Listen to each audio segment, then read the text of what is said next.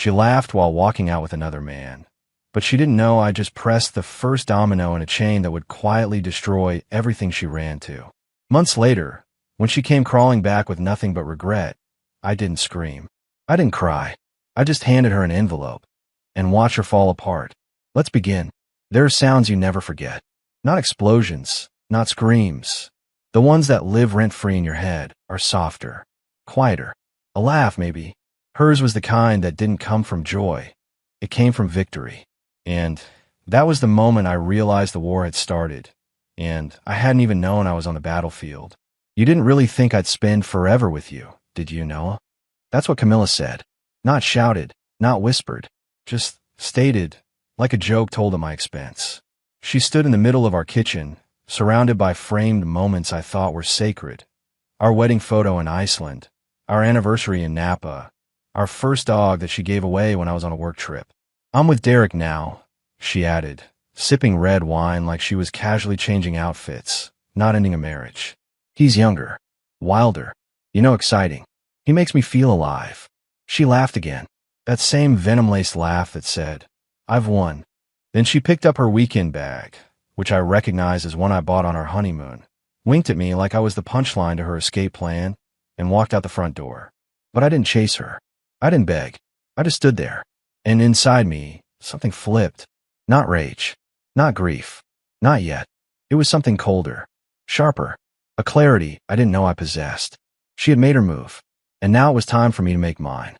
We'd been married for 5 years. Together for 8. I gave up a lot for Camilla.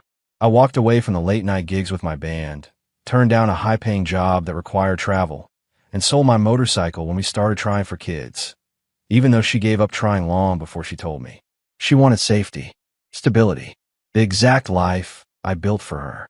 The home in Connecticut, the Taylor Garden, the Friday pasta nights, the quiet and the rhythm and the faith that love didn't need fireworks to be real.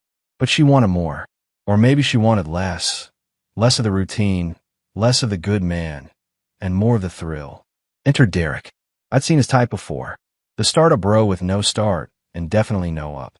Custom sneakers, hollow ambition, and a social media feed full of inspirational quotes stolen from other people's rock bottoms. He was a candle burning at both ends, with no wax to spare. She wanted excitement. Oh, she was going to get it. Just not the kind she thought. The night she left, I didn't touch the wine glass she left behind. I called my lawyer instead. Freeze all joint accounts, I said, immediately, and draft the separation documents. Uncontested. By morning, I had revoked her access to the car under my name, sold off my portion of the share investment account we had in Bitcoin, and moved the rest of my money into protected trusts. I even contacted our homeowners association to notify them that she no longer lived here and should not be granted access codes. I wasn't going to chase her. I knew she'd come back. The key was to make sure her fall wasn't accidental. It was engineered. 2 weeks passed. Not a single message. Not a word. She didn't even try to reach out. Instead, her Instagram lit up like a teenage girl's dream board. Champagne flutes. Poolside yoga. Brunches with influencers I didn't recognize. Dresses she used to call too extra. But the likes were sparse, and the captions desperate. Living my truth. Let the past die to become your future. Love loud, live louder. All sponsored by Derek, of course. Except Derek was already drowning in unpaid loans and fake angel investor money. I knew because I'd already started collecting every thread of his lies, discreetly, patiently. The man couldn't run a business if it had wheels. And I may or may not have passed along a few screenshots, accounts of fund transfers from his startup seed account directly into his personal one, to his former co-founder. Just enough to cause panic. A subtle nudge. No need for drama. Not yet. Camilla was playing with fireworks. I was just making sure she was holding them upside down. 3 weeks in, a mutual friend, Amanda, texted me. You seen Camilla's new guy? Something feels off. She's posting like she's 22. I replied with a polite shrug emoji. But I knew what was coming. I reached out anonymously to Derek's primary investor. A woman named Julie who once sued a man for breach of trust and won a defamation countersuit in the same year. I simply forwarded what Derek had shared with Camilla. Fake spreadsheets, inflated success stories, and forged testimonials. It took less than 48 hours. Derek's PR firm dropped him. 2 clients terminated contracts, and the blogosphere caught wind of the downfall. Crypto king or con man? Read one post. The illusion was cracking. Camilla, of course, didn't notice. She thought it was all just temporary setbacks. She was too busy filming her morning coffee routine in lingerie and posting stories of me time, while Derek's world was catching fire behind the scenes. But the fire was only starting, and I wasn't even halfway done. Derek's downfall was a quiet storm. Not the kind you see coming, but the kind that pulls the floor from under you in silence. It started with whispers, private investors pulling back, consulting gigs suddenly postponed, emails that went unread. Then the shell companies started bleeding, and the truth spilled out fast. And Camilla? She was still filming outfit reels like her world wasn't caving in. But behind that filtered facade, reality was starting to show its teeth. The apartment? Leased under Derek's business credit, which, as it turned out, was frozen. Their sleek loft in Soho became a tomb. I got the confirmation in a message from a former neighbor. Your ex was screaming at a guy outside the elevator. Something about frozen funds and fake promises. The poetic irony didn't escape me. Weeks rolled into months, and Camilla's mask began to slip. She vanished from social media. Her best friend, Heather, cut ties after I quietly sent over a folder of photos.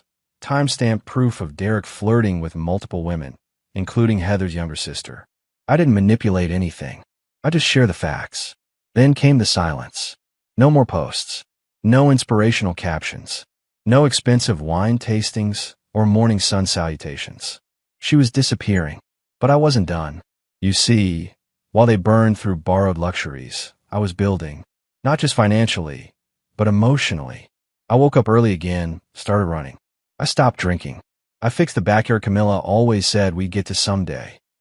I signed with a real estate developer and took a consulting job that paid more than both our old salaries combined. And in the middle of this rebuild, I met someone. Her name was Eliza.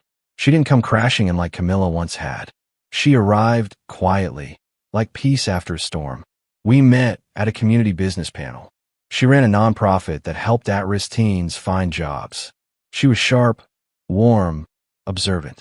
She noticed things, small things, that I stirred my coffee twice before sipping, that I paused before answering questions, that I never once checked my phone during dinner.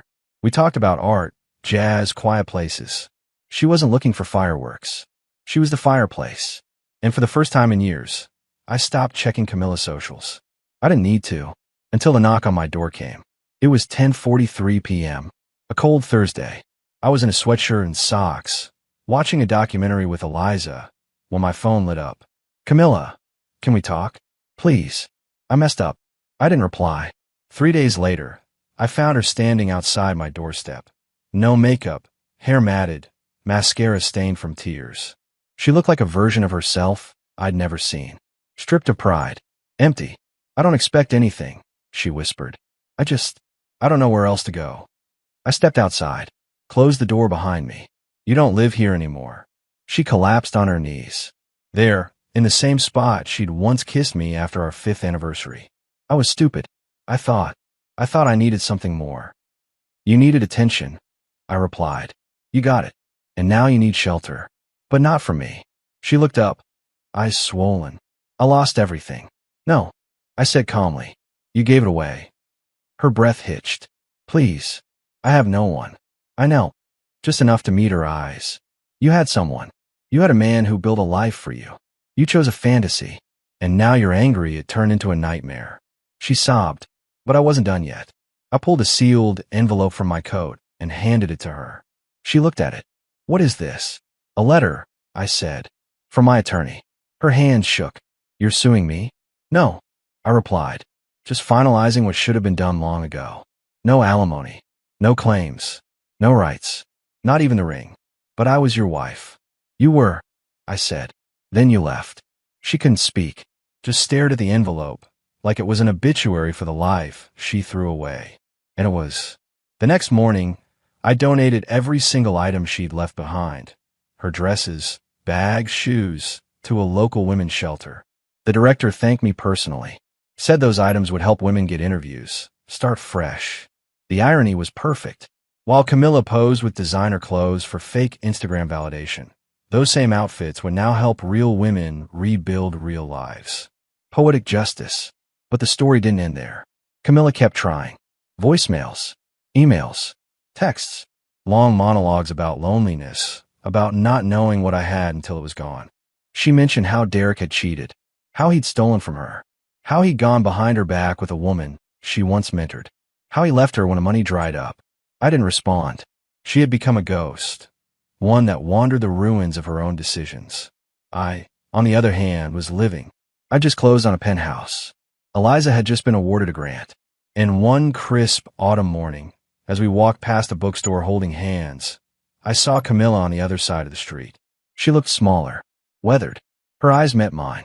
She noticed Eliza, noticed how I laughed without hesitation, how I looked lighter, and I saw the moment it hit her, that she'd lost not just a man, but the entire life she could have had. Camilla didn't disappear after that sighting. If anything, seeing me with Eliza, seeing me happy, ignited something in her. Regret, panic, maybe even desperation. 2 days later, she sent another message. I saw you. She's beautiful. You look different. I never should have left. Can we just talk? I left it unread. By now, the pain she once inflicted had stopped bleeding. But the scar it left taught me everything I needed to know about who she really was, and who I had become without her. One night, Eliza and I sat on the balcony, wrapped in a blanket, listening to soft jazz and sipping tea. She looked at me and said, "You never talk about her. She doesn't live here anymore." I said, "In any sense. You still feel it, though." "That cut. Scars don't mean I'm wounded." I told her. "They mean I healed." She kissed my cheek, and in that moment, I realized something. Camilla was chasing a ghost, not of the man I was, but the man I became because of what she did. Meanwhile, her spiral wasn't done. A former friend of hers, Melissa, reached out to me through a burner account. She sent screenshots, Camilla ranting in private group chats, blaming me for her downfall, calling me calculating, cold, cruel. Funny. She didn't say that when she laughed in my face. Melissa also sent one more thing, a recording. Apparently, Camilla had tried to manipulate Derek into helping her sue me for hidden assets, but he turned on her, said she knew about the fraud, that she encouraged it, that she helped him write fake testimonials. It was all on tape, and I had it. I handed it over to my attorney. Quietly, calmly. We filed a preemptive claim, protecting all my current and future income, severing her ability to make legal contact. We included the recording in a sealed affidavit, just in case she ever tried to come for me again. I wasn't playing defense. I had the high ground now. 2 weeks later, I got an envelope in my mailbox. No name, just handwriting I recognized. Inside was a letter. 4 pages, front and back. From Camilla. She wrote about how she didn't just lose money, she lost herself. How Derek used her, just like she used me. How the noise she chased became a silence she couldn't escape. How she was now working a part-time job at a boutique, staying in a spare room at her cousin's place, and waking up every day wondering how she fell so far. At the end, she wrote, "I don't want anything from you. I just want you to know I'm sorry. Truly, I hope you find peace, because you gave me more of it than I ever gave you." I folded it once, set on my desk, never replied. The final card came not from me, but from the universe. I ran into Derek one day, random, at a gas station outside the city. He didn't recognize me at first, until I looked him dead in the eyes. He froze, fumbled with his wallet. "You look like you've seen a ghost," I said. He smirked. "You won, man. I'll give you that." I leaned closer. I didn't play to win. I just stopped playing stupid. He didn't answer, just walked away, slower than he came. That night, I told Eliza. She smiled and said, "Some people get exactly what they deserve. Others get what they create." I slept well. Life didn't suddenly become perfect just because Camilla was gone. Healing wasn't a straight line. There were mornings I still woke up with questions, flashes of the past, wondering if it could have been different. But the difference now was, I didn't want it to be different. I didn't want her back. I didn't want the old version of me back either. Eliza moved in mid-spring. It wasn't a dramatic decision. No packed bags or emotional scenes. She brought over a toothbrush first, then a stack of books, then her grandmother's record player. One morning, over pancakes and fresh strawberries, she looked at me and said, "This feels like home." I knew what she meant. Not because of the furniture or the walls, But because peace lived here now, no manipulation, no games, no walking on eggshells, hoping I wouldn't be called boring or predictable. With Eliza, I didn't have to be anyone else. She asked about music one night, said she knew I used to play guitar, maybe even sing. I hadn't touched an instrument since Camilla mocked one of my original songs and called it something you'd hear at a gas station bathroom. Eliza didn't push. She just bought me a new acoustic guitar and left it on the couch with a note. Play when you're ready. Not because you need to prove anything, just because it's yours.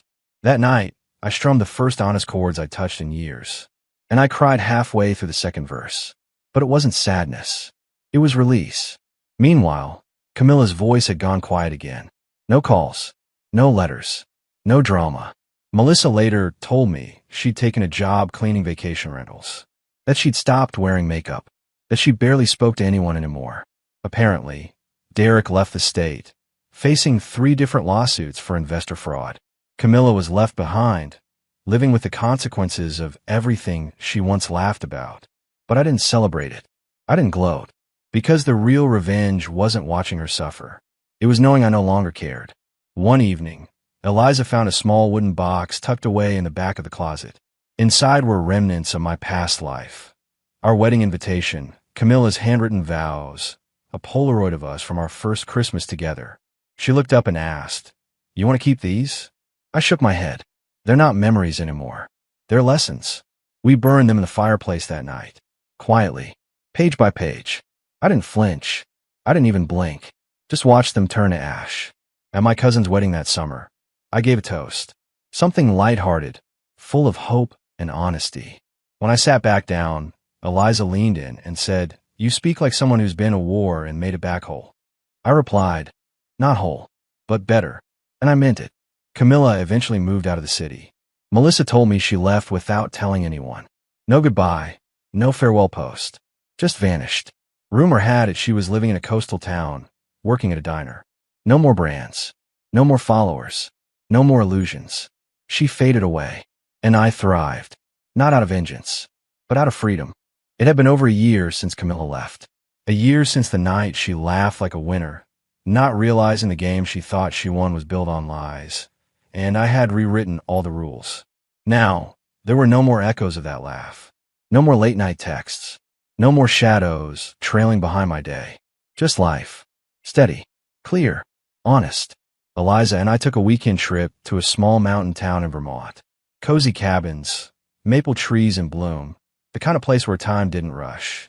On the second evening, as we watched the sun dip behind the hills, she turned to me. "Do you ever think about her?" I didn't lie. Sometimes. Not her exactly, just who I used to be around her. Eliza nodded. "Do you regret it?" "No," I said, "because I wouldn't be here without it." She rested her head on my shoulder. "That's why I love you," she whispered. "You don't run from pain. You build with it." A week after we returned, I received a handwritten letter. No return address. No perfume. Just my name. The writing was unmistakable. "Noah, I don't know what made me write this. Maybe it's the fact that I walked past the old park we used to go to, or that my mom asked about you for the first time since we split.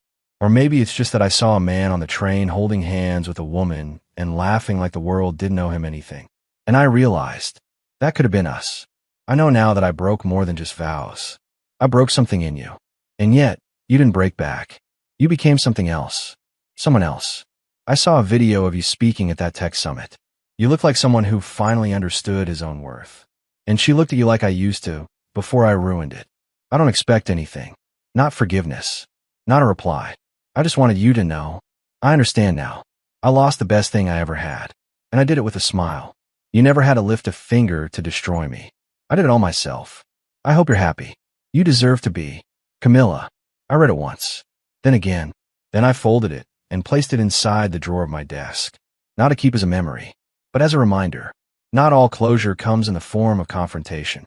Sometimes it arrives quietly. In handwriting. In admissions. In the soft collapse of a fantasy that once burned too bright. That weekend, Eliza and I visited a small vineyard just outside the city. While she browsed the tasting room, I stood by the fence overlooking the vines. The wind was warm. The sun steady. I didn't think of Camilla. I didn't wonder where she was. I just stood there, at peace with everything that had been, and everything that would come.